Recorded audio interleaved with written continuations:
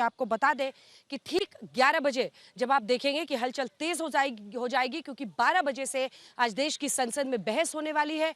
अशन्या जी, सीधे सीधे जल्दी से जनरल सिवाच आपका रिस्पांस। हालांकि आज सुबह से आपने पीछे चिदम्बरम जी का बयान सुन ही लिया होगा, लेकिन देखिए, विपक्ष का काम है देश की संसद में सरकार से प्रश्न पूछना।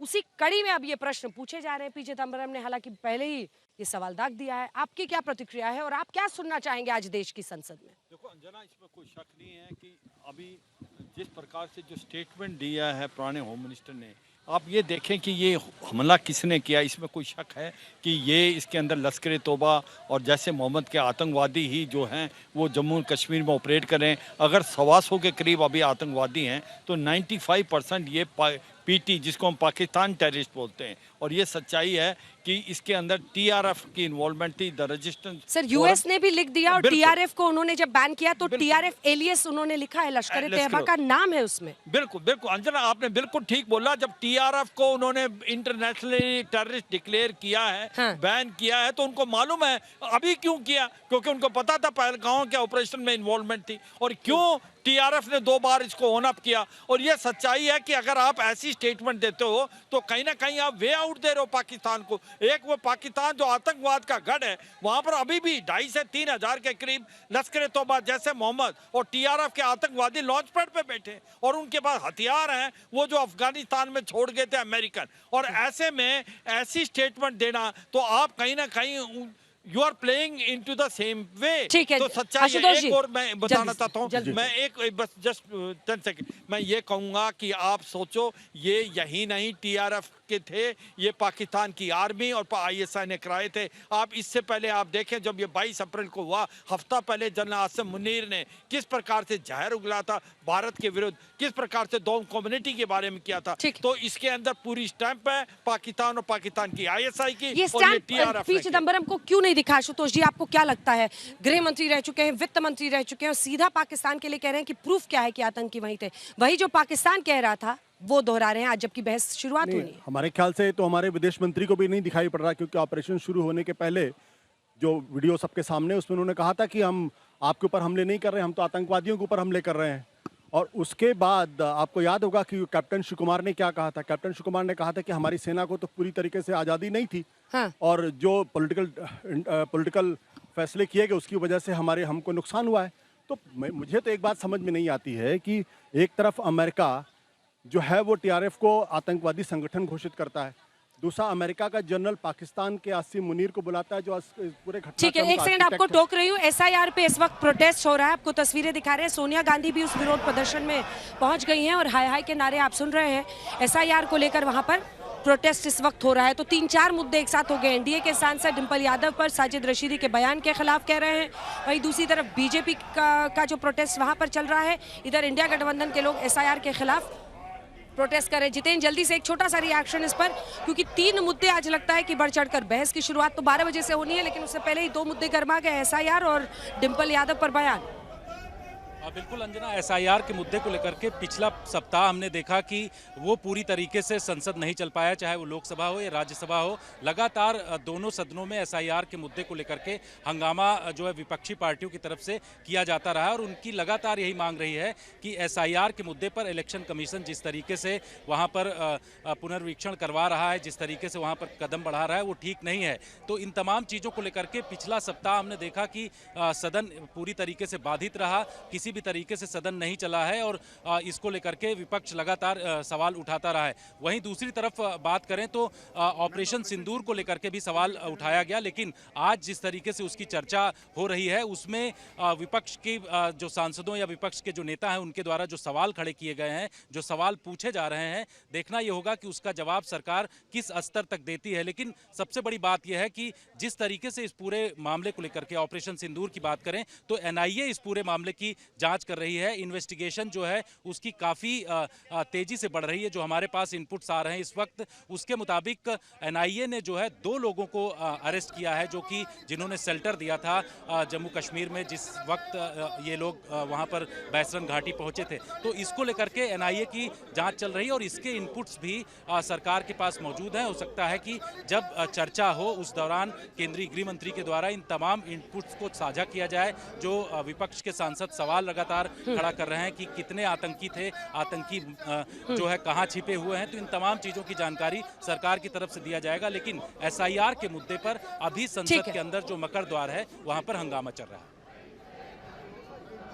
और मकर द्वार पर लगभग बहुत दिनों से अब ये रोजाना का विरोध है विपक्ष का, क्योंकि SIR चल रहा है। अभी 1 अगस्त को के पहले वो ड्राफ्ट भी आएगा जिसमें पूरा रोल होगा, उसके बाद भी एक नया बवाल होगा। शहजाद जी वो कह रहे हैं कि ये तो खुद एस जयशंकर जी ने कहा था कि हम पाकिस्तान पर नहीं आतंकियों के ठिकाने पर हमला कर रहे हैं।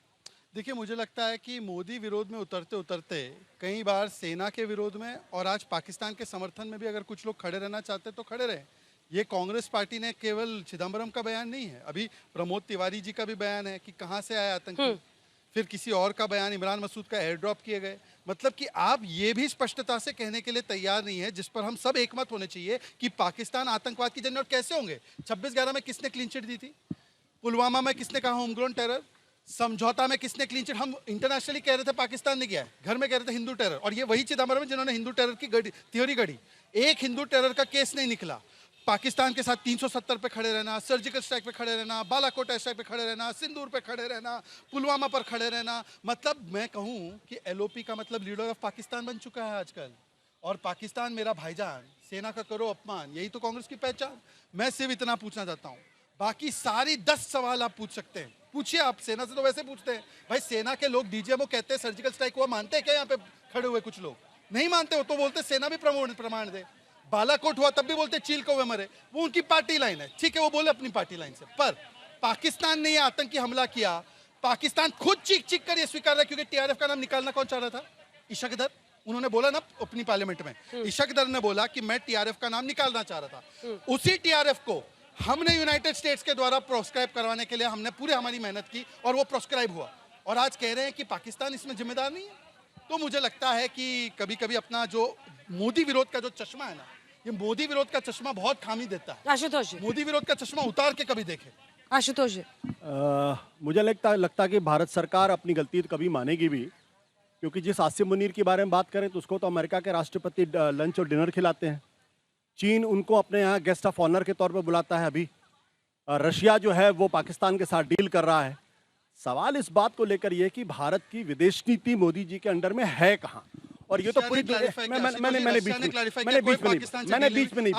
मैंने बीच में नहीं बोला।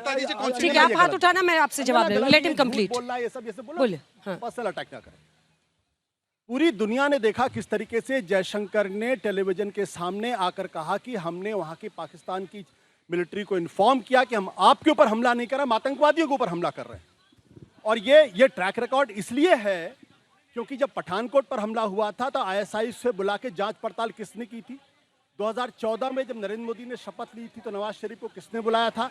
किसी भारत के प्रधानमंत्री ने आज तक नहीं बुलाया। उसके बाद बीच में अचानक एयर ड्रॉप करके वहां गए। मुझे लगता है कि भारत की एक कोजेंट कोहेसिव विदेश नीति होनी चाहिए, और अमेरिका पूरी दुनिया को समझाना चाहिए कि पाकिस्तान एक रोग स्टेट है। लेकिन अमेरिका के जनरल ये कहते हैं Pakistan is a phenomenal partner in fight against terrorism. ठीक है, रशिया आपका जो सबसे बड़ा दोस्त है था, अब तो चाइना के साथ, और जिस चाइना ने पाकिस्तान की मदद की वो हमारे लोगों को रेयर अर्थ मैग्नेट नहीं दे रहा है। फॉक्सकॉम से अपने इंजीनियर वापस बुला रहा है, और हम 5 साल के बाद चाइनीज को वीजा दे रहे हैं। ठीक है। एक काउंटर क्वेश्चन है, आप जो एस जयशंकर का बयान कोट कर रहे हैं टू सपोर्ट पी चिदम्बरम, ये तो उल्टा पड़ता है।